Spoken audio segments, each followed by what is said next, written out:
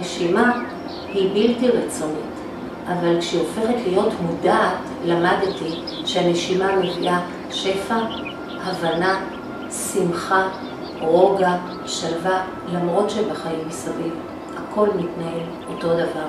איך אני מתמודדת עם המציאות, איך אני בעצם יכולה גם באמת לתת ולתרום כשאני נוכחת יותר, לא נמצאת בדאגות יתר, לא בעומס יתר, אלא יודעת לנהל את העומס והדאגות שקיימות גם היום. הן לא נגמרו, זה החיים. יש לנשימה איזושהי איכות שאנחנו לומדים אותה לראשונה כשהתינוק נולד. תינוק נולד, יש לו נשימות עגולות, הבטן עולה, יורדת, וזה משהו שאנחנו צריכים להתגעגע אליו, כי במקום שאנחנו מתחילים להיפתח אל החיים ולהכניס לתוכנו הרבה ערגה, חלומות, רעיונות, גם הראש שלנו נהיה עמוס יותר ודואג. ואנחנו פחות משחקים וצוחקים, ובעצם לוקחים את החיים לא כמשהו חד פעמי של הצלחה, המסע שצריך להעמיס עליה עוד ועוד. וזה בעצם גורם לנו לנשום לא נכון. וכשאנחנו לא נושמים נכון, ויש לנו המון דאגות ומחשבות, אז מה שקורה לנו, אנחנו משפיעים על הנשימה. הנשימה נהיית שטוחה יותר, היא מאוד מינורית. הגוף שלנו מקבל הרבה פחות ממה שהוא צריך. לפני שאנחנו חושבים, הגוף צריך להיות בריא, לנשום. בעצם אנחנו מדמים את מי שאנחנו.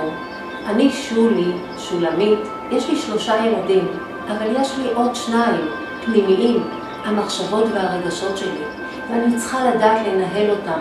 זוהי הטרילותרפיה שפיתח אותה, זה מאסטר ניסים ממון, ובעצם עוזרת לנו להשכים שלום בית בנפש מסוכסכת.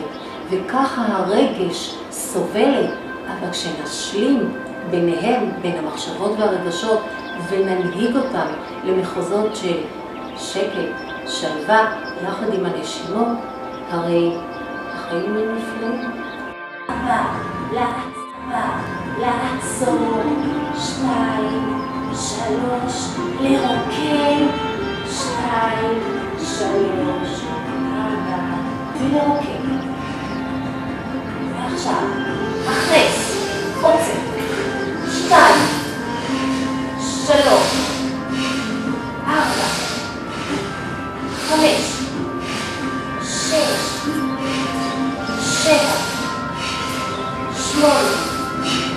חשוב לי לציין שכשהכרתי את שולי הייתי במצב של אפסת כוחות, באיזשהו משבר בתוך החיים, שהגוף שלי היה מכבה את עצמו.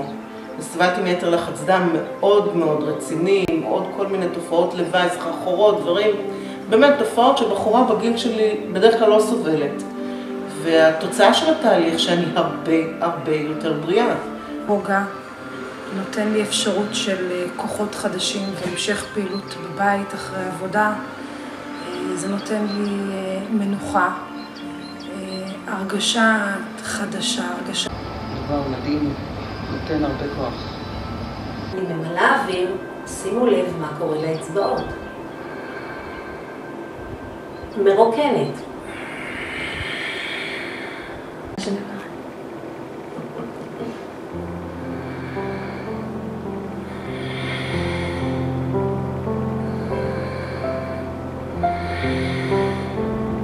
הנשימה מרבה את הכעס, מטהרת, מנקה את הגוף ומגיעה שלווה, נוכחות ואהבה.